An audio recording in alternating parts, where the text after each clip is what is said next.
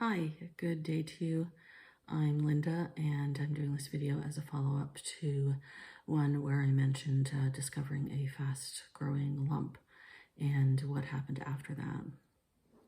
So I am thankful that I was referred pretty quickly to a surgeon who scheduled me for surgery to remove the lump on December 20, and that was great. The surgery went well.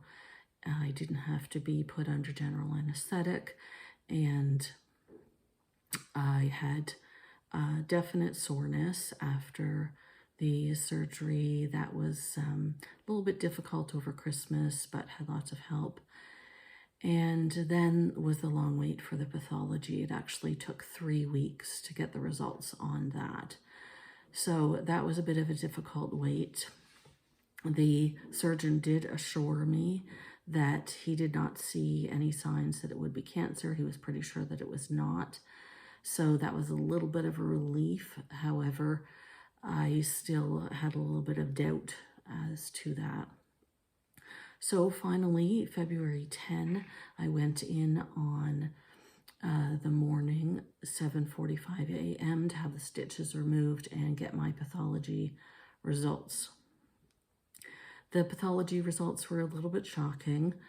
I have skin cancer, melanoma. And when I first heard skin cancer, I thought, well, that's not bad, right? I mean, skin cancer isn't one of the bad ones, right? And when I was talking to a cancer patient navigator later in the day, she was great. She gave me some information.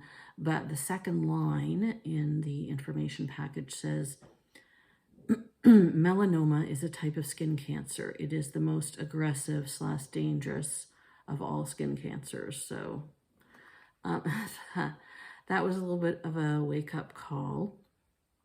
However, that day when I went in, after they gave me the pathology, they then surprised me with, we need to do an x-ray, we need to do an EKG, you need to get a CAT scan, all of that today. So I got all of that done, and then I had to wait for my CT scan results to see if the melanoma had spread at all, because it can spread quite quickly. Fortunately, CAT or CT scan results don't take too long, and so I was able to get those results the next day, Friday, and my cancer has not spread. It is limited to under my arm area, although it did go quite deep. So another surgery will be required, and I have a consultation scheduled with a surgical oncologist coming up before too long. So hopefully we'll get the show on the road and know when the next surgery is.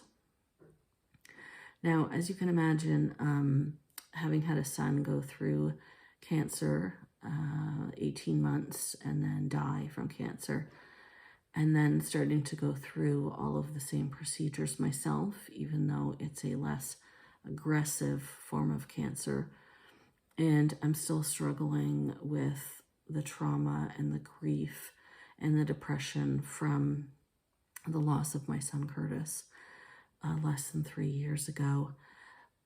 Mentally, I'm just a wreck. Sometimes I'm okay, but I'm confused.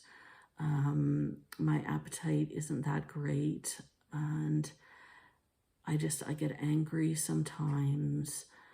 I don't really know what to expect because I've never researched melanoma before, and the only thing I know is that people say it comes back 2 or 3 times, which isn't super exciting for me.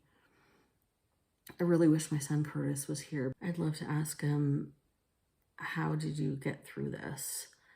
And oh my goodness, I really understand you so much better now. I understand why you didn't want tons of information up front. And when I was researching everything and I couldn't understand why you didn't want to know all the details, I think I understand now, because I don't want all the details. I don't want to know the nitty-gritties. I don't want to know every terrible thing that could happen.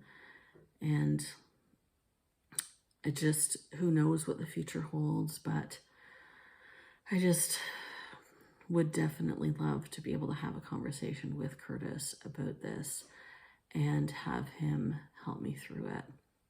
In the meantime, I have my husband who's amazing, and I can talk to him about it. Don't want to talk to my other son Connor too much about it because I don't want to freak him out. I have my sister who I can talk to and a couple of other special people, and I can pray about it, and I do pray about it. I'm a little bit confused about prayer and where you give the glory to God when something works out well, but you don't blame him if it doesn't work out well. And I'm trying to sort through that. I was talking to my Bible study the other night about how does that work? And, you know, want to thank God for good results that the cancer hasn't spread. But what if the next thing isn't a good result? Then I don't blame him for that, right? Because that's just how life works. So still trying to figure that out. But, you know, I still believe in the Lord. He's still really precious to me. And I know that he's going to help me through this and give me people to help me through this. So we'll see what the future holds for the next few months. Thanks for listening.